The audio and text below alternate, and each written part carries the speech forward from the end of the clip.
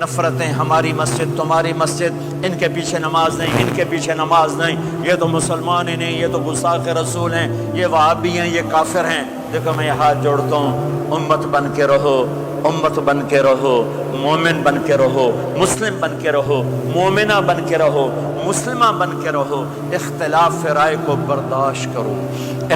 یہاں چاند کے مسئلے میں اختلاف ہوتا ہے، روزے کے ٹائم میں اختلاف ہوتا ہے، علماء سے کہتا ہوں اس اختلاف کو مٹھاؤ، جس میں سہولت ہو سارے وہ لے لو۔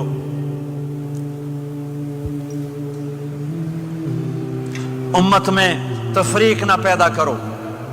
یہ علماء کے سامنے ہاتھ جوڑتا ہوں، جس میں امت کو زیادہ سہولت ہو، ما خیر بین امرین الا اختار ایسرہما، دو کام جب میرے نبی کے سامنے ہوتے تھے، جو مشکل ہوتا تھا چھوڑ دیتے تھے، جو آسان ہوتا تھا لے لیتے تھے۔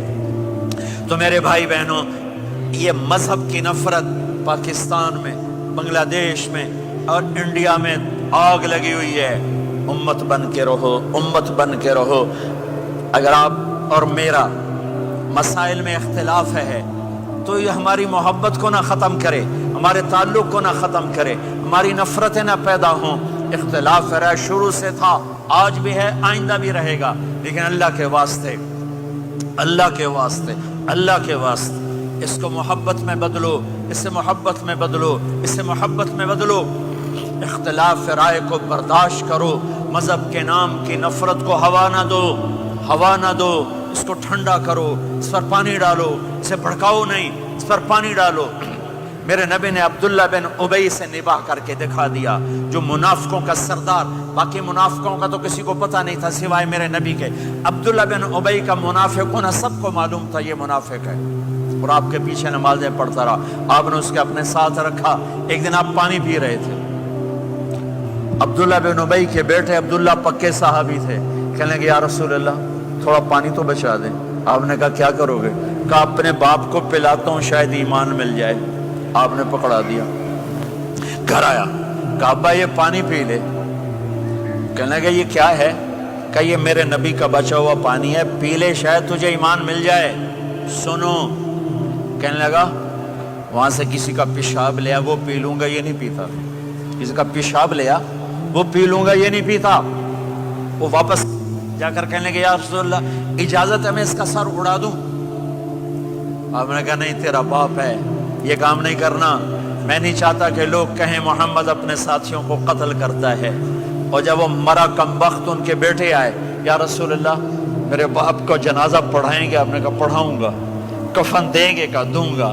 کہ اپنا کرتا دے دے۔ آپ نے کرتا اتار کے دے، جا اس کو کفن دے دو، کہ شاید کم بخت بخشا جائے۔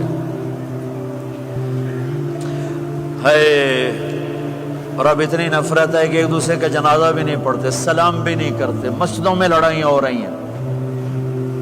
آپ نے کرتا دیا، اس کو پہنایا، آپ جنازے کے لیے کھڑے ہوئے، حضرت عمر آگے آ گئے، یا رسول اللہ آپ کو پتہ یہ کون ہے؟ کہ عمر مجھے بتاتے ہو یہ کون ہے؟ مجھے نہیں پتا کون ہے۔ کہ اس کا آپ جنازہ کیوں پڑھ رہے ہیں؟ کہ اللہ نے کہا ہے پڑھ یا نہ پڑھ میں معاف نہیں کروں گا، تو میں پڑھتا ہوں شاید اللہ معاف کر دے۔ یہ میرے نبی کے اخلاق ہیں، یہ میرے نبی کے اخلاق ہیں، یہ میرے نبی کی خوبصورت زندگی ہے۔ آپ نے جنازہ پڑھا دیا، پھر اس کے دفن میں شریک ہوئے، آپ پیچھے پہنچے تو وہ قبر میں اتار دیا تھا، کہا باہر نکالو۔ قبر سے باہر نکال کے اپنے لعاب تھوک کو منہ سے نکال کر اس کے منہ میں ڈالا، کہ شاید اس کی بخشش ہو جائے۔ اس کو دیکھ کر 100 منافقوں نے کلمہ پڑھا کہ اتنا بڑا خلق صرف نبی کا ہی ہو سکتا ہے۔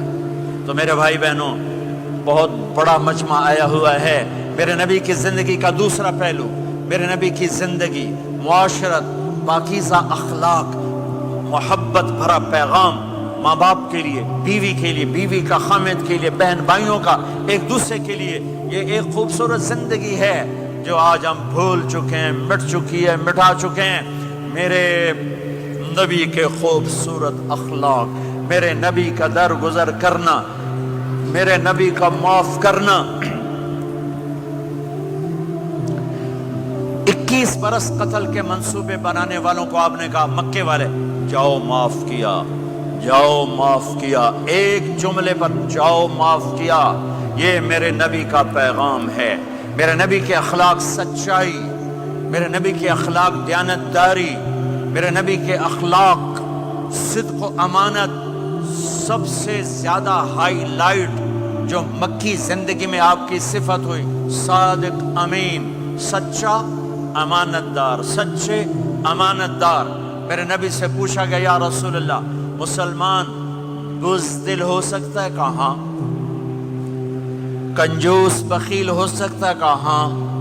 یا رسول اللہ مسلمان جھوٹ بول سکتا ہے؟ کہا نہیں، جھوٹ نہیں بول سکتا۔ میرے نبی نے فرمایا یتبع المومن علی الخصال کلھا، ہر مسلمان مرد عورت بڑے سے بڑا گناہ کر سکتا ہے، لیکن اگر میرا امتی ہوگا دو نہیں کرے گا، دو نہیں کرے گا، دو نہیں کرے گا۔ ایک جھوٹ کبھی نہیں بولے گا، ایک دھوکہ کبھی نہیں دے گا۔ ایک جھوٹ